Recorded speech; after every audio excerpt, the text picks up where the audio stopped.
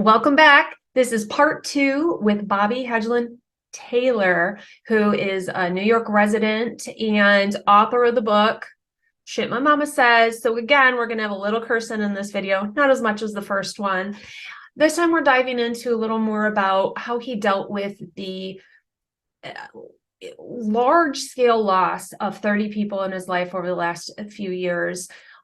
During the pandemic and since, and working through kind of how he used his writing as therapy, how he tried to remember these individuals when there was no funerals, when there was a lack of being able to gather together, and kind of what he did, learning through his humor, his life. He has so many layers to what he has done in his life.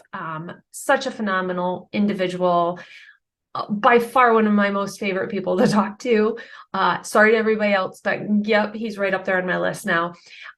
We're jumping in to this conversation of him and I. We're talking tattoos. So we're going to jump in and you guys are going to just join along and stick it out so you can learn more about Bobby's story. What's your tattoo on your arm there?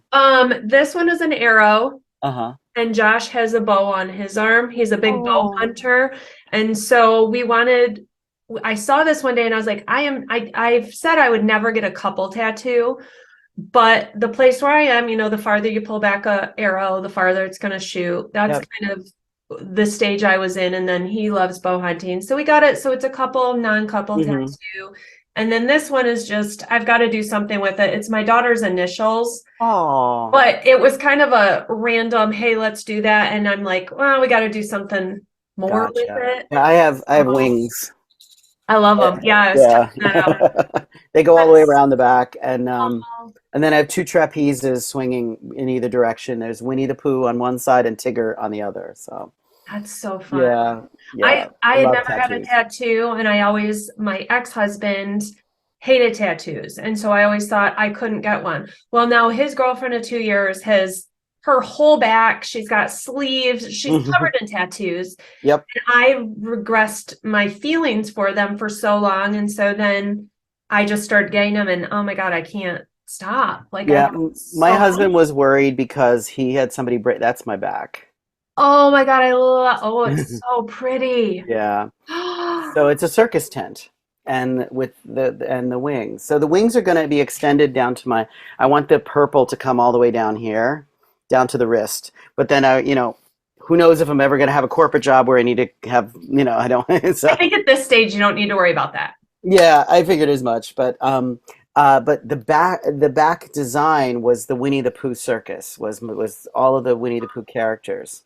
And so the next one down my spine, which I'm not looking forward to because that kind of hurt, is Christopher Robin as the ringmaster with an oversized ringmaster coat and the hat covering his eyes, that kind of thing. So, and so fun. But since I had hip replacement, I've shifted gears, and the scar on my right hip is going to be a phoenix, a rainbow phoenix that's got the colors of these feathers, but the spine is. Spine of the bird is the scar. So I love it. Yeah. So that's I love tattoos. I always have. I always wanted sleeves, but I never had enough things that I wanted to go together. Because to me, it's art. So for me, it's got to be a story. And the wings are all one story to me. I ultimately, I wanted it to come down to the middle finger. Like the last feather was going to be here. Because I was a catcher. That was what I did as a trapeze artist. So you imagine somebody, reaching out to you and catching you with these beautiful wings. So I love tattoos. It's like I'm always obsessed. I'm always obsessed with the why. And my mother had two. She got two tattoos. So the first one, my nieces are in Florida, and my mother went there for a visit, and I get this text from my niece, and this is right after I got my first one, and she pulls down her shirt, and she's got a heart, and it says Charlie, and my dad's nickname was Charlie. Oh. And then I was just like, and I was like, yes, Mom. My brother was mortified because he didn't have any tattoos, and I was like, yes, Mom, go for it, yeah, badass. And then she goes back for another visit, and then on this side she had my brother and I's names in a circle. So that was, she was that was like how badass she was. But as an old lady, she's never, like I said, Which like is the coolest, I think. yeah, and she will whip them out at the nursing home. She'd be like, "Oh, you want to see my tattoos?" You know. I was like, "That's gonna be me in the nursing home when I'm that age." I'm like, "Hey, nurse, you want to come look at my poo?" You know. Winnie the Pooh circus. Oh my gosh, Yeah, I love it. Yeah, I got a like a press on and put it on my arm just to see like how I yeah, felt if I started. And I was like, oh, yeah. like I There's kind a of love it. shirt that you can get. I think they sell them on Amazon, but it's called a tattoo shirt, and you can see what your body will look like with sleeves, Oh, cool. and or use it as a costume. You can. It's a Yeah. cost. It's basically a costume thing, but it's amazing to look at it because it's skin color, and then you see like, oh yeah, I could totally dig this, you know. Um, but yeah, I didn't have like an anchor and mom and Hello Kitty. It's like I didn't know what I wanted on my arms. But the wings were just like I had always seen wings, Oh, and it's beautiful. and I it's a love it. macaw.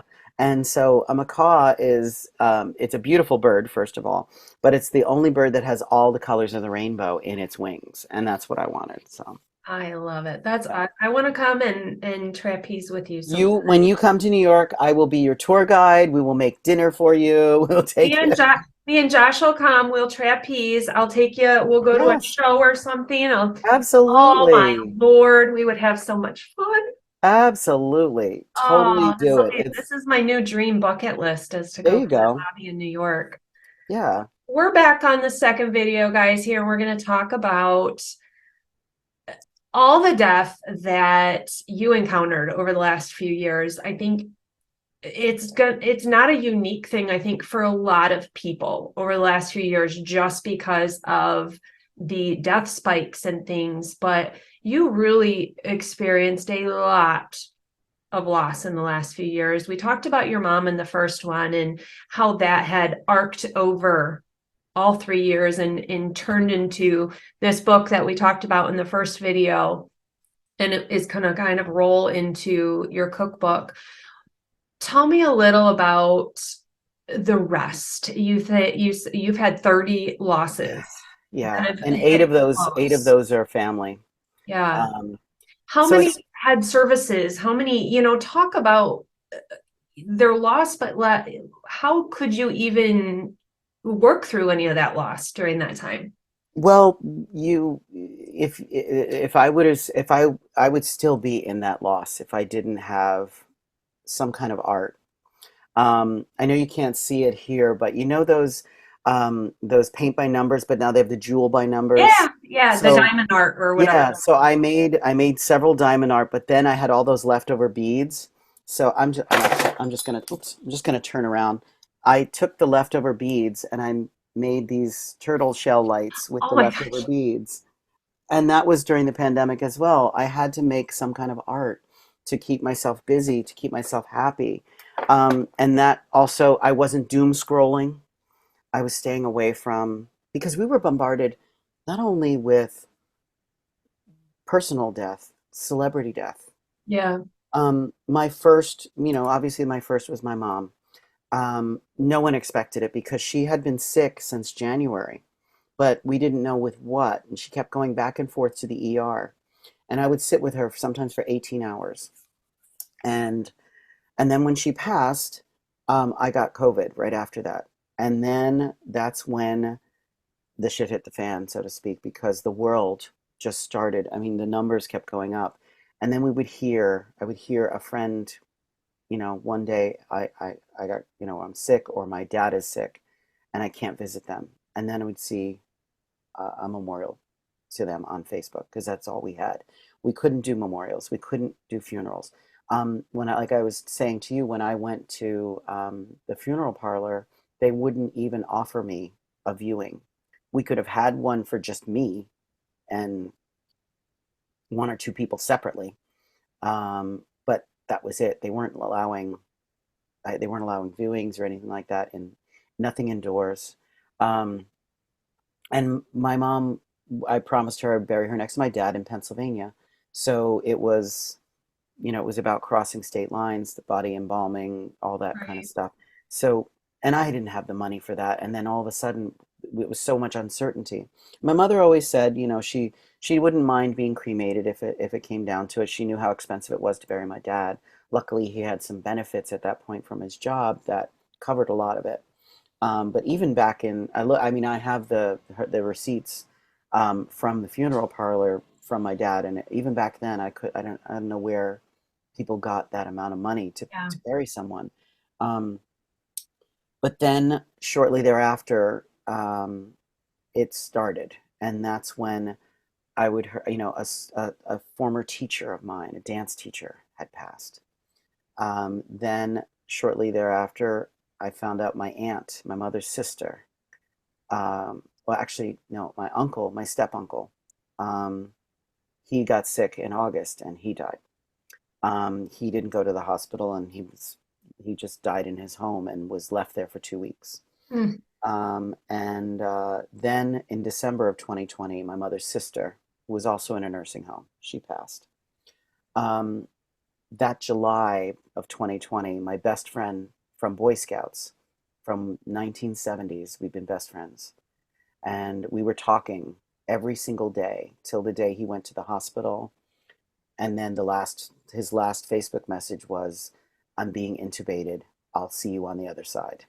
And Mm. then make it. And then I saw, you know, I talked to his daughter, and that was it. Um, the first year, the family losses were there, and it was so difficult because you were getting one after another after another. Then then a year later, or moving into 2021, you know, there were celebrity deaths that were happening, that we were hearing about, and it was all coming through the media. And then that October, I believe, one of my dear friends, Doreen, I don't know, I believe she had COVID, uh, but then recovered, but she died of a massive stroke. And she was a Broadway actress. And so there was this, she was in Mrs. Doubtfire, the musical. Mm. And there was this huge uh, pile of flowers outside the theater. All the Broadway theaters were still shut down, but everybody went that um, to that theater. And I think outside, one of the songs, the finale is "As Long as There Is Love," was a quote that was left on the Mm. side. And Doreen was such a lovely woman. She was so talented and so loving. And I know her husband really well, so I know that that family was suffering as well. So I took Mike, her husband, kind of took him under my wing, and kind of helped him get through that as well. You know, it became a total of 30 people, and I lost count and track of when people were going, because it was literally every week we would have a Zoom staff meeting, and I would be like near tears just saying so and so just passed, Mm. or my best friend's father, who was a good friend of mine, just passed. Um, then, you know, then my cousin Donna, who had cancer, and I didn't even know she had cancer, she passed. So it wasn't until the summer of 2021 that we could actually have a family memorial for the 6 people that we had lost. So that was, um, it was very, very traumatic, because I'm not, you know, I thought I thought I had dealt with the loss. I thought I had really dealt, I'm looking at it, looking for the photo, because I think it's important for everybody to get a concept of what it was like. Yeah. Um, I, I'm usually I'm very, very emotional um, when it comes to just life in general. I'm a former actor, dancer. We deal with our You emotions. feel all the emotions. I feel all of it, and I wasn't able to. But this is the table Oh. of the memorial service. That's my mother and her sisters, my cousin Donna, Uncle Bob. That's my grandma down in the corner in that little pink outfit there. You can't really see her in the Yeah, bottom. behind the little jar. Yeah, yeah. Oh. But and then my that's my mom's purse. So I buried my mom in her purse. Now this is why. Um, You missed that in our first video. I know, I know. I totally forgot about it, but I just remembered it seeing the photo. But this is a very funny story. When she was in the nursing home, Bob, where's my purse? Where's my keys? Can you get me some lipstick? Get me some lipstick. I don't want red. I don't want to look like a putana. Get me some lipstick. And so I had her purse and I have her keys. And so um, there's also a copy of the book inside the purse. I didn't show it to anybody because, like I said in the first video, I didn't want to showboat that memorial because you can see there's more Yeah. other people were grieving for their loved ones. Um, and that's my family. So I didn't want that to be, even though it was her burial, it was still saying goodbye to all six of them. And remembering my grandma because she was there too, and my grandmother's youngest sister was there, who came she's the very last of my grandmother's original 13 brothers and sisters. Wow. She's the very last one. And so mom's always asking, where are my keys? Where's my purse? I'm like, I have it. It's right here, blah, blah, blah. So I put in her coin purse, I put photos of the family. I put the book underneath in the bottom zipper. I put her favorite perfume, which was Chantilly. I put a set of keys. And then I went and I got lipstick that was not red because she didn't want to be a putana in the afterlife. And that's what I said. And as I was holding it, I was like, it reminded me of these are the simple things in life that she always needed, and she'll have them with her forever. Now, granted, I know realistically what things look like underground after 100 years. Yeah. But spiritually, I sent her off with all of the things she's going to need in the next life, and also to know, and I said a pair of glasses too. A pair of her glasses were in there. Just that I had this fantasy. Hear me out. We all know that things don't last underground very long.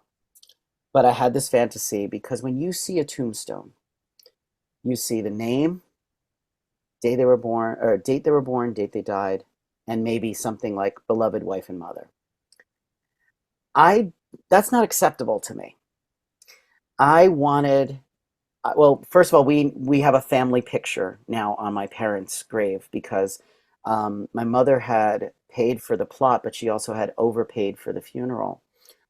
Thinking, like I forget what it's called, but you pay for it and it stays in a Yeah, you pre-fund it. Pre-funded, yeah. Yeah. And so there was a little extra, and the wonderful woman at Prospect Cemetery, she said, we can do, a number of things. We can make a stone bench with her name on it. We could do this, we could that. And she said, we could also put a photo on the tombstone. I said, could you put a family photo? So it's our 1960s family photo Nice. on the tombstone. But my fantasy is that in 100 years, when we're all gone, somebody breaks open that vault and they find my book, Yeah. and they know something, and then they know something more about who's in that grave. And that's like when there's another TikToker / YouTube page I follow where they clean, and I want to do this, by the way. I am fascinated. Just, I'm a former Eagle Scout. I was an Eagle Scout. I was in Scouting Nice. my whole childhood. My Eagle Scout project was I landscaped the oldest cemetery in the Poconos, which was in the middle of a cornfield. And it was a family from the 1700s, some of these. Wow. But we did the epitaphs, we cleaned everything, we restood up the tombstones, we cleared all of the space, and I mean, it's probably overgrown again, but no, unless the family maintained it. But that was my Eagle project to the community. But I'm fascinated by these YouTubers that clean the headstones. And then they tell you a little bit about that person because they do some Googling and research. But not everybody has, so not everybody has that. Right. They'll never know, unless you're part of this family, you'll never know who, Grandma Francie was, and you'll never know who, the Spatusis were, or the Calamitos. You won't know anything about them unless you read my book, like that's my hope, at least. Yeah. But you were planting for the archaeologists. That's what you were doing. Yeah, I mean, in my fantasy world, we all know that those vaults are not airtight and they fill with water. I get it. But that's okay. It happens, and to ashes, dust to dust. And, but we're not, that's the other thing. Like when people talk about going, like the amount of uh, preservation and all that goes into, are you gonna open it up and say hi in 10 years? No, you're Yeah. going to let them be at peace, and whatever happens, let it happen, Yep. and whatever happens naturally underground, let it happen. But that's the same thing with me. But that was my fantasy, that in 100 years That's someone would, okay. and then know who I am. It's sort of like a little time capsule in there. Yeah. And but that was the first part of the death um, experience, because I'd never been to a group memorial before, and I created one. Yeah. I had never seen that many people together for so many different people. And then with everything going on, there were so many people that couldn't come because they were still afraid. Yes. They were still afraid, even being outside, they were afraid. And I respected that. And and I posted lots of pictures, and I sent lots of thank yous. And like I said, I sent everybody the book after the fact, so that I wasn't showboating that experience. Then um, I mentioned before that I go to Burning Man every year. So it's Yeah. been 3 years since I've been to Burning Man. And one of the things we do at Burning Man is we create a temple. And that temple is designed by an architect or an artist. And it's usually these ornate spires. If you Google Burning Man temple, you can see all the different ones that have been in the previous years. People write stories on them because they're made of wood, and we burn them. We burn it at the end of the event. Sort of signifies the end of the event. But this year, I had put all of the faces in one place, and it hit me so hard at the amount of loss that it was. It was at that time it was 29 people. Just lost my uncle Vincent last month, Uncle Dada, as they called him.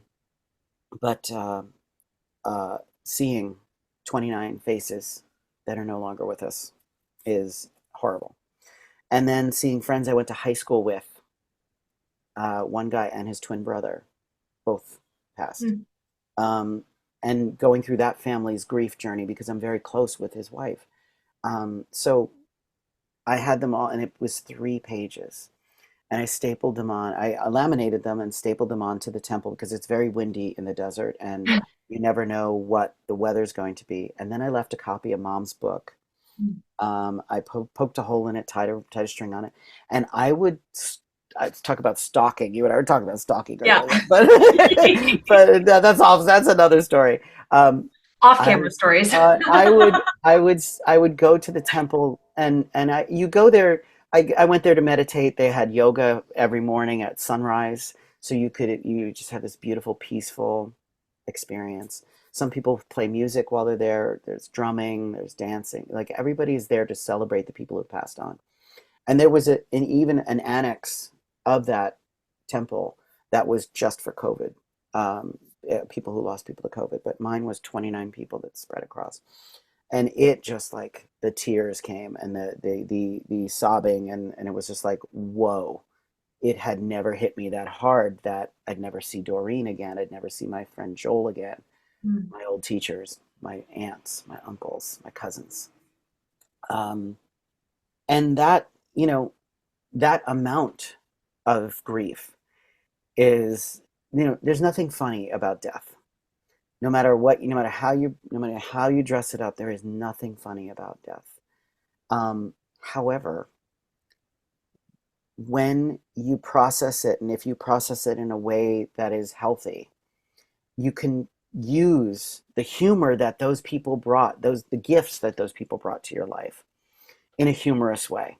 And just like I said, my mom gave me the gift uh, of being the one person who says, inappropriate things at staff meetings. That's me. That was her coping mechanism, and it became my coping mechanism. I became a stand-up comic in 2017, and I really started honing my ability to make fun of serious situations and help people through that. And I do the song "Let It Go" in my act, where I sing "Let It Go" as 14 different people. And the way that I introduce it is, basically, I said, what's the perfect song? Because we all should just let it go. We've been through a lot. Yeah. And people just roar because the first voice they hear is Eric Cartman from South Park. So it was my way of helping people the way I was helped. And even though I did most of it myself, it was still a way to give a gift without having to get, like, I'm never one to give sympathy cards unless I really know the family would appreciate it. I'm more a call, an email, a memory, a photo, or see them in person. And I do send flowers whenever I can to people when I hear about people's passing. But it's a very hard. You deal with it every day. It's the Yeah. emotional part of the loss. And we talked about this, the anticipatory grief, because knowing that my friend Joel was being intubated, knew that he didn't have much of a chance on the way out. It was almost like he was saying goodbye. And, like with my mom, she said, I'll see you tomorrow on our last FaceTime. And I did see her the next day, but it was not the way that she thought I was going to see her. And, Yeah. that is seared in my memory. There's one thing that just, when I think of it, it breaks my heart because it was so cold. No one was there to greet us. No one was there to even like comfort. It was just, we walked in. One nurse walked by and said, I'm sorry. One patient walked by and said, I'm sorry. And then while I'm there going through her things, getting her things together, two of the maintenance men walk in and say, you're going to be long. And I was like, my mom just died. Get the fuck out of this room. And they left. And I'll never forget that because I was like, are you going to be long? Excuse me? If I want to stay here all fucking day, I will. Pardon my French, but there are some very cold parts of that experience, and they're seared in my memory forever. And I don't ever want to, um, I don't ever want anybody to go through that without understanding. I knew now my mother was under a shroud because she died of COVID. They didn't know if she was contagious. They didn't know if the body was contagious. They didn't even have COVID tests. They just knew she had this thing that was Right. killing people. So I know it now. I'm like, okay, I'm glad that, but I had already I woke up the next day with COVID. So, we had already, that was already part of it. But it was just that part of the process. And there were other memorials that I watched on Zoom. Uh, there was also a very sad passing from RuPaul's Drag Race. One of the contestants from RuPaul's Drag Race died of kidney failure during all of this. One of my favorites, Chi Chi DeVane, was the character. It was the drag character, but his funeral was broadcast, and he had a glass casket. And I'd never seen a glass casket like in actual. I was like, I didn't even Yeah. know it was a thing. The Snow Uh, White casket. yeah, and it was probably one of the most beautiful. It was in New Orleans. It was one of the most beautiful funerals, first of all. But I also was like, oh, this is how, we are here to celebrate these people, and that's what, putting them in the temple, saying a prayer, wishing them well on their journey to the other side, if there is another side. That was just my way, They're and kind of completing all these open-ended sentences, essentially. yes, Because for so long, I look at some of the loss that a lot of people went through. You're going about life over here, and then all of a sudden you drop down because there's a loss, and you bring yourself back up to this numb neutral where you can't really think about the loss because you can't do anything about it yeah, during that time. And then you get hit by another one, and then hit by another one. You're never getting back up here because you can't do anything about this bottom ground until you can do something. And that's, I think a lot of people are still living down here because they've never gone back. They've said it's too long past. I don't need to do anything now. yeah, But yet there's this unending open hole with things. And for you, that was kind of a moment to close a lot of that open doors and absolutely. do something. Yeah, it's a punctuation. It was a, it was to me, I had hoped that it would be the end of the pandemic. Sadly, there were a few more. There were 2 more family deaths, actually 3 more, that just in the past couple of weeks. It's sad because and then you try to find ways to see everybody, and when you never know. Like Lisa Marie Presley just died yesterday. I know, that's so sad. Like she was just at the Golden Globes, and I remember just scanning through. I was like, oh, Lisa Marie, blah blah blah, and then 2 days later, she's gone, and there was no way to prepare for someone who's 54 years old. No. Just it like that. Leslie Jordan, like these celebrities, Betty White. Who knew Betty White was going to die on New Year's Eve at 99 years old? Yeah. Like 18 days from her 100th birthday. Leslie Jordan, who knew he had so much life in him? So we're hit by it still. And there's still, like when people say the number of people who died from the pandemic, at the time, I mean, it's over 1 million now. But when you think about that, that's 1 million families that are affected. 1 million families. So for me, my family's, my nuclear family's like 30 people now. And then my extended family is 100 people. So Yeah. multiply that times 1 million. And that's the grief that the entire world has gone through. The death spikes have been, last fall was the largest I had ever, not this past, but a year ago. So what is that? 2020 or 2021? 2021.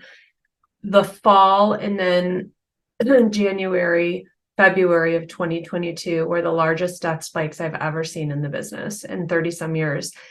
And everyone said, oh, was it COVID? And I said, they weren't deaths that were from the virus, but they're from the world we lived in during the virus, from lack of health care, from isolation, from fear of leaving the home to go to get health care, from not getting to be able to get in to get health care, from all these things. And that's, for a while, it was like, what is going on? And then once you started kind of looking and talking to other people, and oh, this makes so much sense. That's why the duration of the cancer is only 2 weeks.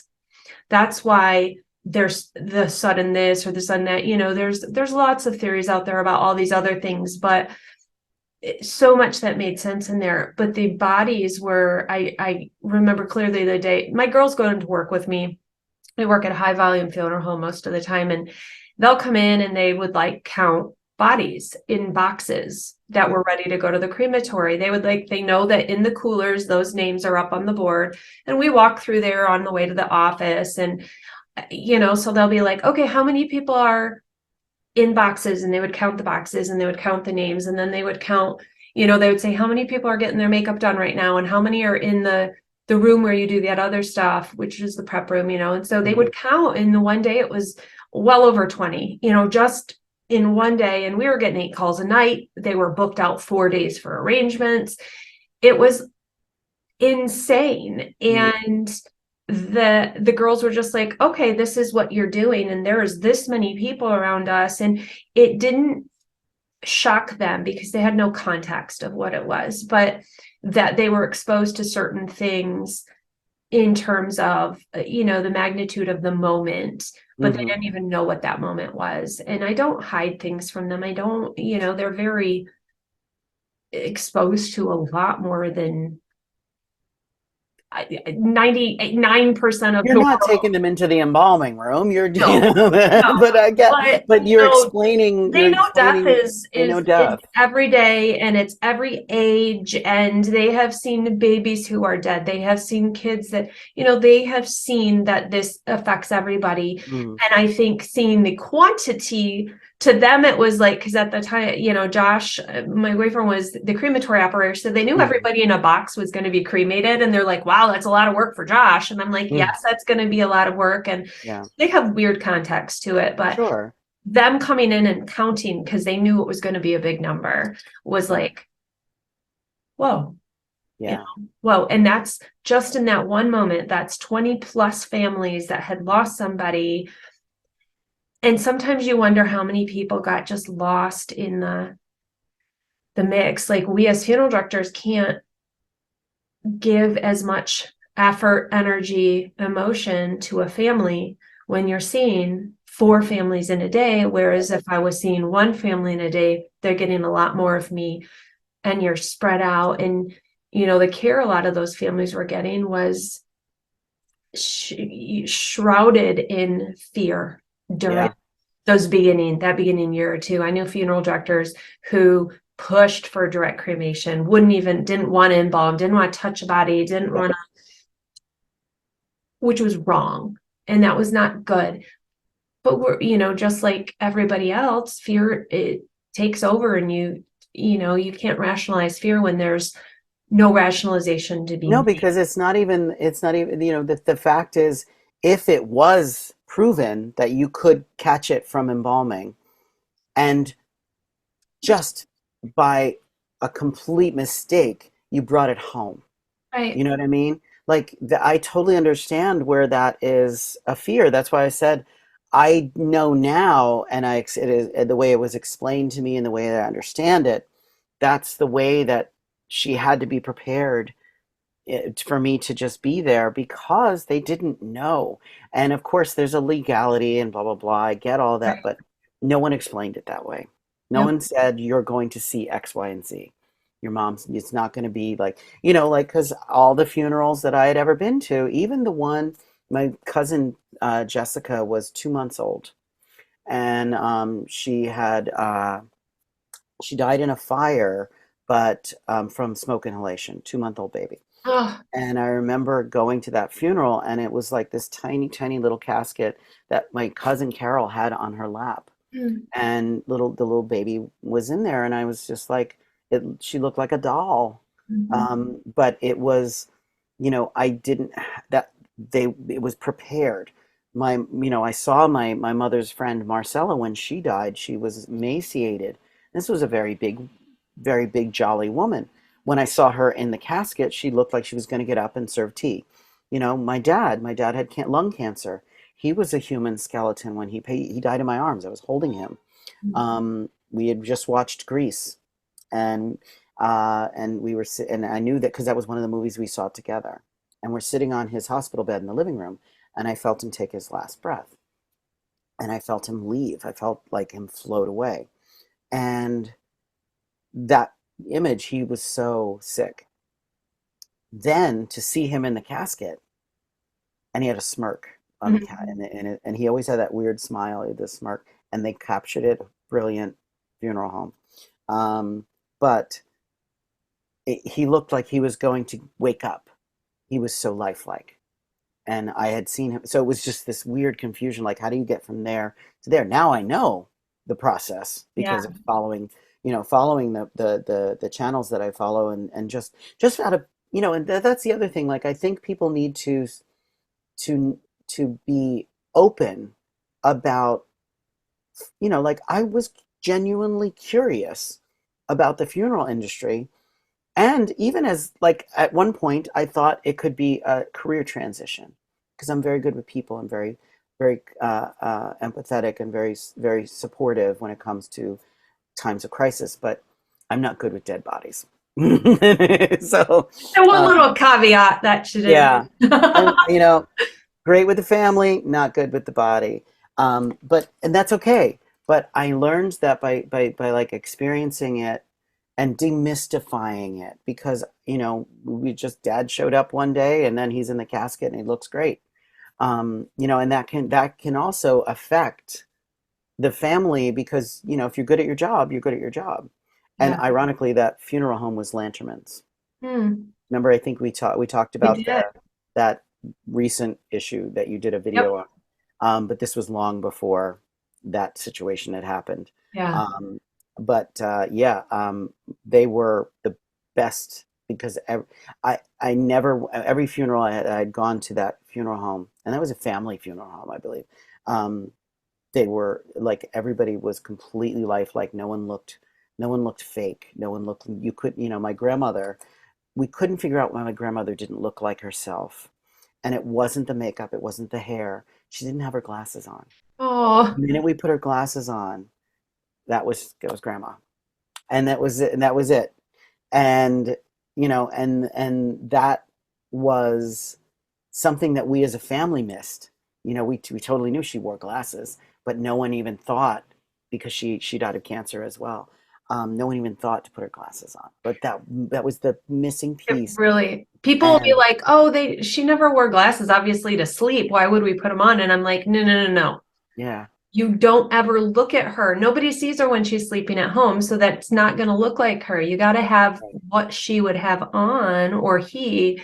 And Hmm. people are like, "Oh, you're so." When they see him, they're Her like, little "Oh, little you're right." sweater with the lavender blouse and the black skirt, and I had made a rosary for her, and they put that rosary in with her. So, and that was, I had these little rose beads that I was very crafty at that time, and so I made the rosary for her, and That's so awesome. that was, but everybody, and that's the other thing. Everybody in the family at that time, from my grandmother, everybody had something to contribute to the casket. Everybody put a photo. Everybody, and it was just that connection didn't exist for my mom until that day I put everything in the purse. Until I got everybody together for one time, and it was people from my father's side of the family who I haven't seen in 30 years. And one of my dance teachers from the 1980s came to the funeral, who I haven't seen.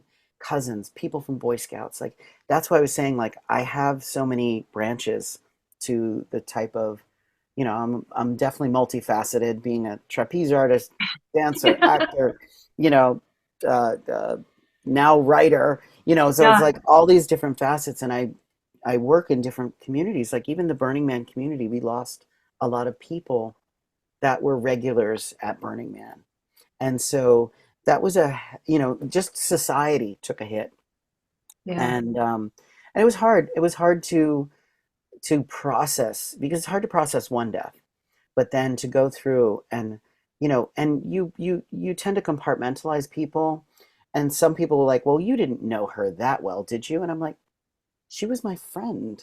We didn't see each other every month or every Right. day, but I could pick up the phone and say, Doreen, I'm coming to see the show tonight. Can I see you at the stage door? How's Mike doing? And then I'd call Mike. Mike, I have a job for you, because her husband was a rigger. So I hung out with the family. We would go, Mike and I would go for burritos. So it's like, don't tell me that just because I wasn't with them every day, that I don't feel that loss. Right. And because some people are very, you know they look at loss in a very different compartmentalized way. Like, this person was your great uncle. I haven't seen my great uncle in 20 years, but it doesn't mean I don't feel the loss. And I don't feel the loss for his wife, who's still with us. Those kind of things. I think people also tend to judge too much, tend to push too much, and that's where, like I said, I as much as I love the idea of the industry, I don't know if I could ever be in it as a technician. Just being around that much loss would affect me personally, and it's hard to, because I know you have to be objective, and I do that as a boss. I have to remain objective when I delegate responsibilities, when I have to disseminate information that's not good. I have to remove the emotion, because if I go into something emotional, I'm going to be a mess, and I'm not going to be able to, do the job at hand. And that's just part of it. It doesn't mean you're less of a person. It just means you have to turn that off. Otherwise, you will absorb it, and it will affect you. So, What's funny is I always say about the funeral business is it's like a production where there's so much behind the scenes, and it really, you can connect to the side of it where it is like a Broadway show almost, where we're putting on a production. It's kind of a one-man show that yeah. is one star, but we have all these players, we have all these people behind the scenes. You've got a pastor, you've got the vault people, you got the cemetery, you got the flowers, you got this, you got that. And then there's all this stuff behind the scenes going on to make sure it's all playing out that nobody has seen. They're just there viewing it from one vantage point. And it really is a production like you would know, you know that side of it. There's Absolutely. just a lot more emotion that's, Broadway shows have emotion. We were talking about Dear Evan Hansen earlier, and the emotion of that and stuff. And there's emotion to it, but it's definitely a different kind of emotion, obviously, when it's loss and it's somebody and there's an actual death. Yeah. I also feel like there's the correlation, absolutely, because, on a Broadway show, there's the star, Yeah. and then there's the supporting cast, and then there's the crew. The crew is the dressers, the stagehands, the electricians, the makeup artists. There's a director, an assistant director, the dance captain. Then there's the lighting designer and the lighting technicians, and then there's doing all that is your stage manager, which would be your funeral director. So it is definitely, exactly what goes on. And the people who want to, who have, or who are in the seats to see the star, they Yeah. don't want to see a mistake Right. because It they should be paid for, perfect. they want it. And I can totally see that. That's like an absolute like correlation because it is totally, and each part of the process it has a team that works with it. Even if it's a small team or it's a team of one, it's still they're all parts of the same thing to give the family that one last show and that one last view of their loved one. And that's what was always weird for me growing up because um, we would go to the viewing and I go to the viewing, then go to the mass, then go to the burial. Uh, One of my ex-boyfriends died, and he was Jewish. And a Jewish funeral is done within 24 hours. It's a pine box. There is no vault. The box goes in, and everybody grabs a shovel full of dirt. Mhm. And it was the most jarring thing I'd ever experienced. But then they're gone, it's done. Then you go with the family and you sit Shiva and you talk, you memorialize the person that way. And it's very different. Because like I said, there's the viewing, there's the viewing, then there's usually a dinner or a repast after the burial. And that is always like where Jewish people sit Shiva for, I think, a week. Yeah. Um, we did that one dinner and then everybody disperses. And that was the hard thing about my mom because both my brother lived in the town, but I moved to New York. I was already in New York. So my mom would have to go back home to her house by herself for the first time. So I stayed with her for a few days and after my dad passed and then I would check up. This is the other thing. I'm a mama's boy. I I would literally not be able to tell. I literally called my mom every single day. When she was in a nursing home, even if I didn't see her that day, I would call her, and even if it was a 5-minute phone call, a 2-minute phone call, how was your day? What did you do? Do you remember what you did? That kind of thing. And then so that uh, that was got heightened right after my dad, and I would call her twice a day. you know. And when my dad got sick, because I lived in New York, I was working in commercial real estate as a side job, and I ran the mail room, so I had access to all the postage. So I'd send my dad a note every single day, keep fighting, or send him a joke or something. So every day he would get a letter when he was sick, and I have some of them somewhere. But that connection was something that I really feel like people don't do enough. Like sometimes your mom doesn't want to hear from you every day. Sometimes you need a break from your kids. My mom she was a big time. She's a Leo, if you know anything about astrology. So she was a lion and she took care of her cubs, and she would kill anybody and who came into her part of the forest and try to hurt her children. She would tear them apart. She was that type of a mom. So we became, that when after dad passed, we became much closer. And that part of the connection between mother and child is never really broken, even if you've had issues with your parents. And no parent, I say this in the book, we don't come with an instruction manual, children. Your parents learn from their parents, and you make it up as you go along, and you try to become the best parent that you are. Because your kids don't pop out in the umbilical cord. There's a little, an instruction manual. I tell you nothing. Oh, good. Nope. Okay. Now, okay. Okay. This is how we do that. Okay. Just a second. Cut the umbilical cord. I'll be right there. And you're flipping through. No, that doesn't happen. Here's a baby. Keep it Yeah. alive. Keep it alive. Exactly. Here's a baby. Keep it alive. Don't drop it. But um, that connection is never broken. Even if you have issue with your parent, it's never broken. And that's why, like I said, I stayed connected to her these past 3 years that she's been gone. And it doesn't cease to amaze me that she pops up all the time in my thoughts.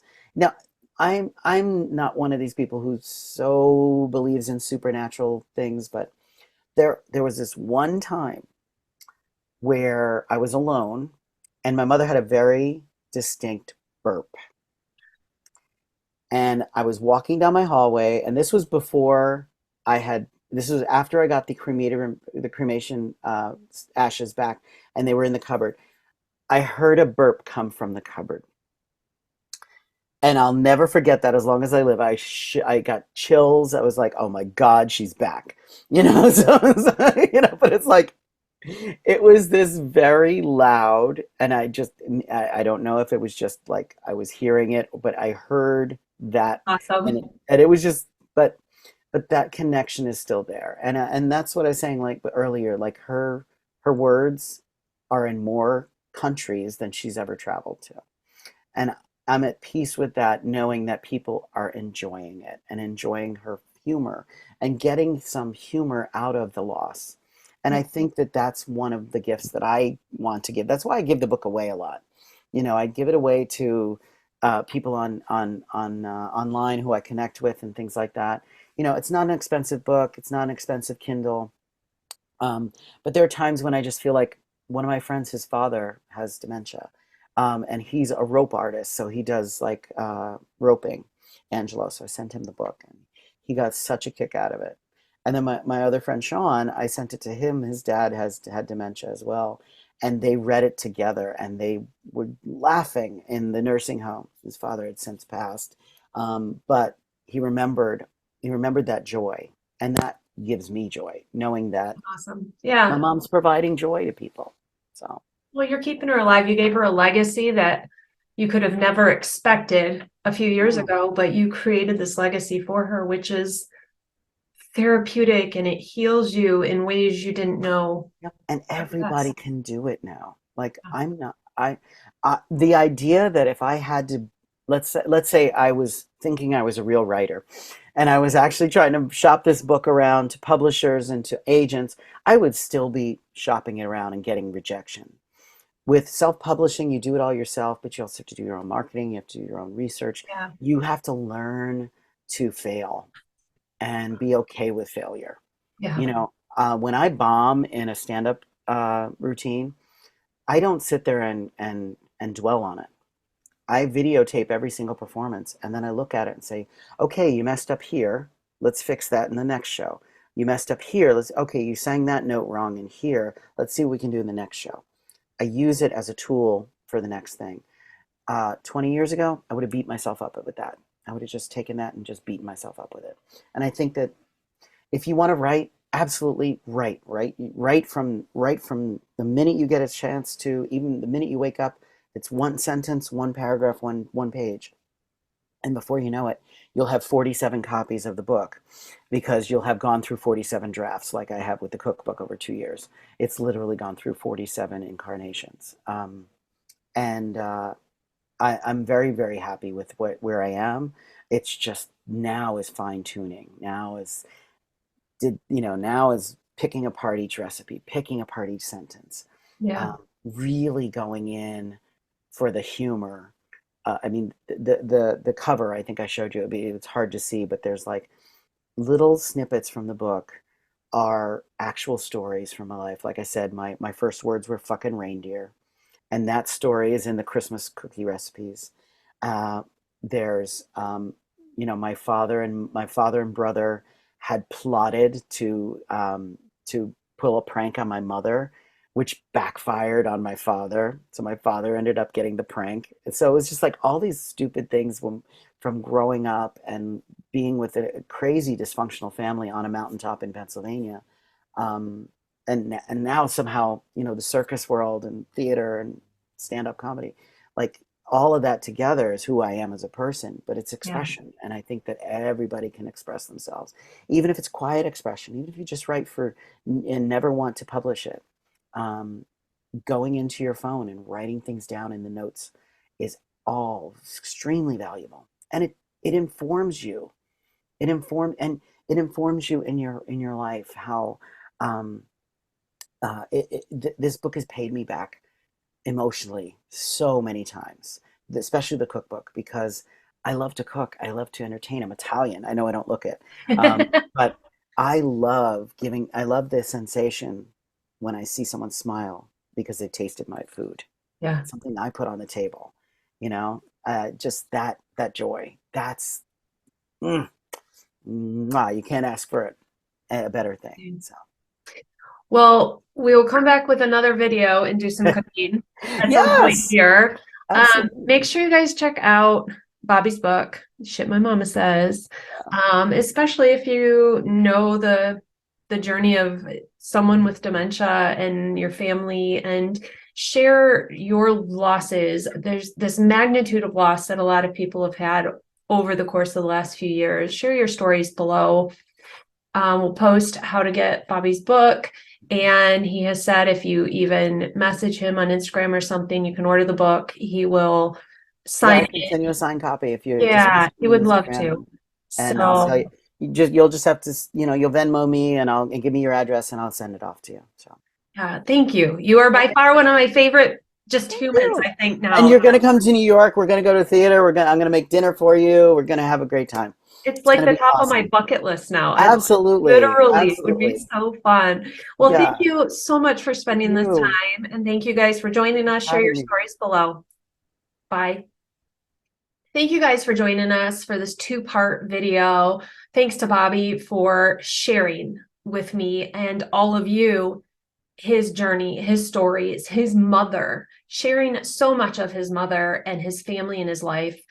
I think it is something that can help others, help you to be able to open up about your story. Even if you just share your story down in the comments with us, we love to read them, see them, respond to you. Thank you. Check out his Instagram, all of his handles. Order the book if you would like to read that as well. And hopefully we'll have a part 3 of us cooking together, maybe a part 4 of me getting on the trapeze. How fun would that be? We'll have to drag in Josh from the Egg Factor as well, and throw us through the air. I don't know. How fun would that be though? Ew.